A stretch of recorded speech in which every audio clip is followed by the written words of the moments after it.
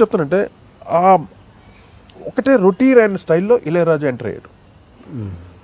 కోదండరామిరెడ్డి గారి సినిమాలన్నీ మొత్తం చిరంజీవి గారు కోదండరామిరెడ్డి గారు కాంబినేషన్లో రాక్షసుడని శుభలేఖలని ఆయన ఇవన్నీ ఒక ట్రెండ్ ఆఫ్ మ్యూజిక్ ఆయన ఇంప్లిమెంట్ చేశాడు. ఎందుకు చెప్తున్నానంటే ఇళయరాజాకి చిరంజీవి ఒక ఇమేజ్ తెలియదు, ఏ ఆర్టిస్ట్ ఇమేజ్ తెలియదు. హీ నోస్ ఈస్ మ్యూజిక్, ఈ ప్రజెంట్ ఈస్ ఓన్ మ్యూజిక్.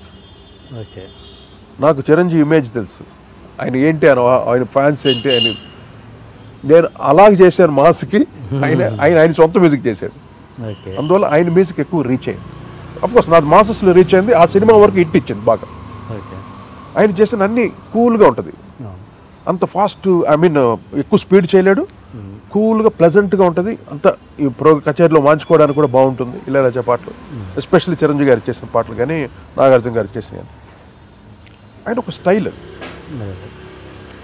ఇప్పుడు మేము చేయాలంటే, నేను ఇళయరాజా తట్టుకొని రావాలంటే మేమంతా అది ఒక పర్వతం, అది అక్కడ కొట్టుకుని రావాలంటే ఎలాగా. ఇళయరాజాకి ఆల్మోస్ట్ ఈక్వల్గా పక్కనే కొట్టుకుంటూ వచ్చావు రాజ్కోటి. కాకపోతే రాజ్కోటి ఎప్పుడు అయిపోయి ఉంటాం. ఇళయరాజా గారు నోట్లో చెప్పాడు, ఆయనే చెప్పాడు, ఆ పిల్లలు బాగా చేస్తున్నారు వాళ్ళతో కొట్టించుకుంటారు బాబు, నాతో రావద్దని. అంత బిజీగా ఉన్నాడు ఆయన. తమిళ్లో చాలా బిజీ ఇళయరాజా. తెలుగులో ప్రొడ్యూసర్స్ వెళ్తే ఎందుకు రాజ్కోటి బాగా చేస్తున్నారు కదా వాళ్ళతో చేయించుకోండి అయినే అనేవాడు. అలా అటువంటి సందర్భాలు కూడా ఉన్నాయి. ఆయన ద్వారా మాట అనిపించుకున్నాం అంటే రియలీ. మరి మీరు అదర్ లాంగ్వేజ్ చేయను అంటున్నారు కదా, మీరు ఇమేజ్ ఇప్పుడు అన్నారు, మీరే చిరంజీవి గారి ఇమేజ్ తెలియదు కాబట్టి అంత మంచి పాటలు వచ్చాయి, అంత మంచి ట్యూన్స్ వచ్చాయని. మీరు కూడా అదర్ లాంగ్వేజ్కి వెళ్తే అదే జరగవచ్చుగా. డెఫినెట్గా మరి అదే జరిగేది. కానీ నాకు other language to be openly frankly నాకు అది ఇంట్రెస్ట్ లేదు. నాకు మన తెలుగు వాళ్ళు మన ఇది మన సాంప్రదాయం ఇక్కడే ఉండాలి. ఇప్పటికీ వచ్చినా చేయరు, వచ్చినా అంటే మన ఐ కెన్ ట్రై, కానీ దాంట్లో వెళ్ళిపోయి ఫుల్గా అక్కడ ఉండడం నాకు ఇష్టం లేదు, టు బి ఓపెన్.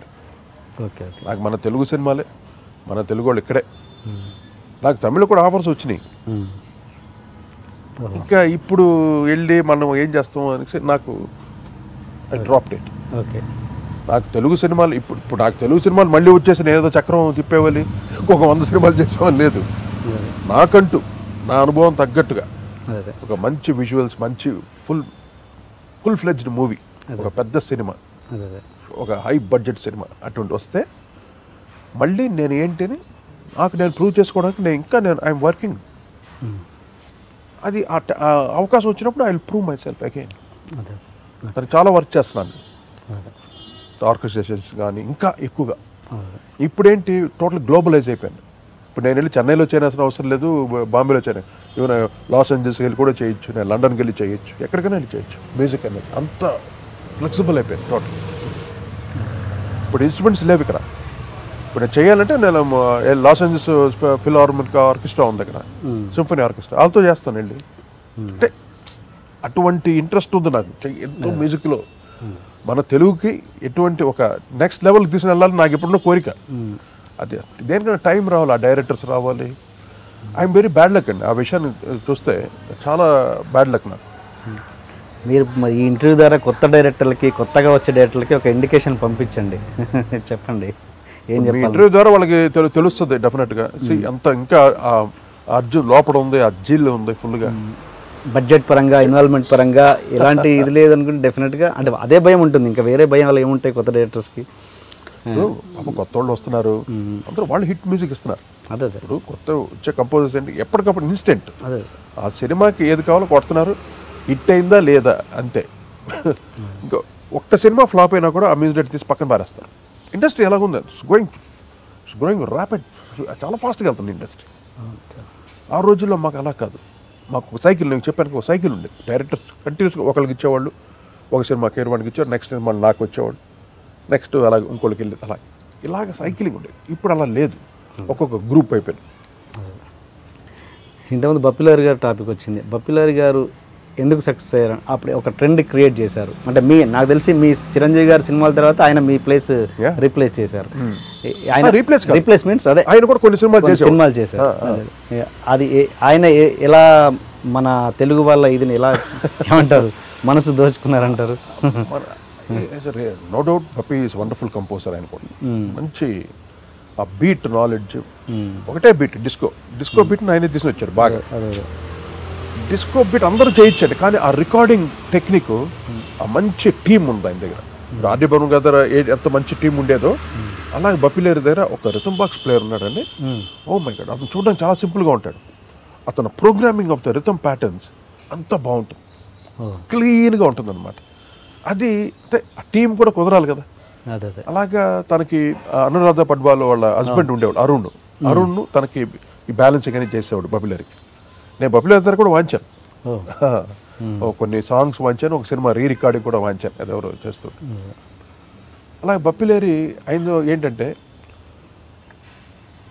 ఇప్పుడు వాన వాన వెల్లువాయే ఎంత సూపర్ హిట్ ఆ సాంగ్, తరరే తరర ఆ మెలడీ చూడండి, అంటే దట్ హిందుస్థానీ స్టైల్ అది. ఆ రోజు ఎన్టీ రామారావు గారు కూడా ఏం చేసేవారు, శంకర్ జయకిషన్తో చేయించారు ఒక సినిమా, అదే కొంటను చెబుతోంది అదే జీవిత చక్రం. ఒక చేంజ్ కోసం తెలుగులో మన తెలుగు వాళ్ళు చాలా ట్రై చేశారు అప్పట్లో. శంకర్ జయకిషన్ హిందీ ట్యూన్ వాడారు, హిందీ ట్యూన్, బట్ కొన్ని ఫ్రెష్గా కూడా చేశారు. జీవిత చక్రంలో శంకర్ జయకిషన్ మ్యూజిక్ అంటే ఓ మొహమ్మద్ రఫీ గారు పాట. అలాగా తెలుగులో కొత్తదనంగా ఆ రోజుల్లో ట్రై చేశారు.